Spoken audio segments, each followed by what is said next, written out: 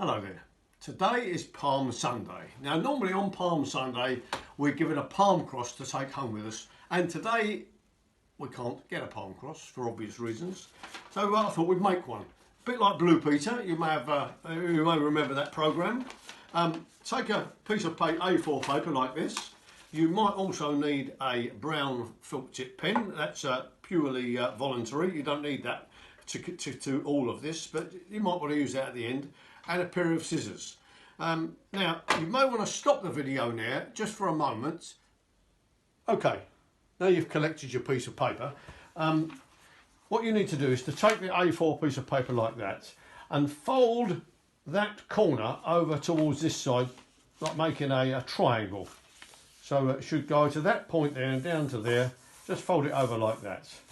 The next thing to do is to take the bottom and fold it up to the triangle like that.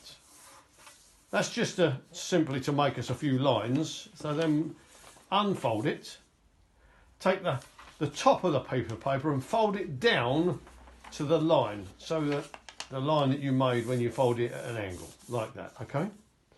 Now take the paper round like that and fold it over in that direction. So you should have your paper there with the open side there and the closed side this side. Now take the open side on this, that's on my left, and fold it over towards the closed side. If you've done it right, that should get an angle at the top there, and you can see the open pieces here.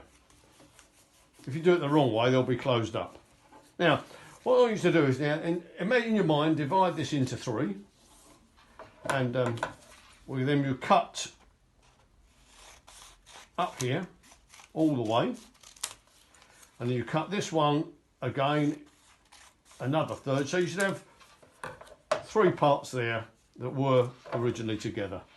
Now, this is your palm cross on this side. So you can undo your cross and you'll find there you have a cross. Interestingly enough, with the other pieces of paper, we can also do something. So if you unfold these, you'll find there are a number of pieces of paper. Now if you put the two down there like two L's, and on this side, I wonder if you can guess what I'm going to spell. If I can find the other piece of paper, it's here somewhere. Oh, there it is. You should have two pieces like that, and you can put these two pieces like that. And you take the two squares and you put them in, and that spells a word. You can see it spells the word hell. Reminded me that Jesus went through hell for us so that we could go to heaven. So that we don't have to end up condemned, but we can be forgiven. You can also do some other things with these bits of paper, which are quite interesting. If you take the cross and put it in the middle, you can then manoeuvre these two pieces up here, like this. And if you take these two pieces here and put them on top, that reminds me that Jesus identified himself with sinners. When he died on the cross, there were criminals crucified either side of him.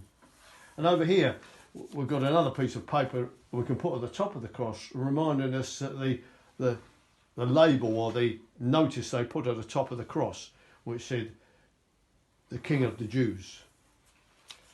And this piece of paper here, if you fold it back with an angle again, it reminds me of the spear that was pierced Jesus' side after he died, proving that he was dead when blood and water flowed out. And we're left with two little squares, and that reminds me that there were people who gambled for his clothes at the foot of the cross. Maybe reminding us that when he died, there were people looking down, thinking about the things of this world rather than remembering and seeing what he was doing right up above them. And there's something else we can do. If you take these two pieces of the cross here, you put them here. This reminds me of the tomb where Jesus was placed after he died, and they placed a stone over the tomb. And of course, the stone wasn't able to hold him. Death couldn't hold him, because on the third day, they found the stone to be removed, not to let Jesus out, but to show us that actually the tomb was really empty. There's one other thing we can do. You may have seen this before or not, but if you go to an Anglican church, this is what you see. You see at the front what they call an altar, And if you take these two here, often there's a cross in the middle of the altar, and either side you'll see a candle. And often on a Sunday they'd be illuminated, and that reminds us that Jesus really is the light of the world. It reminds us on the altar the Lamb of God gave his life for every one of us. And so on this Palm Sunday we remember the cross and that time leading up to the cross. And maybe you'd like to, at some point during the week, or even now, take your brown felt tip and colour it in. In fact, just like Blue Peter, here's one I prepared earlier. And you can see that I coloured this one in to look like a palm cross. So there you are, palm cross today that you're able to make. And perhaps that can remind us that it is truly Palm Sunday.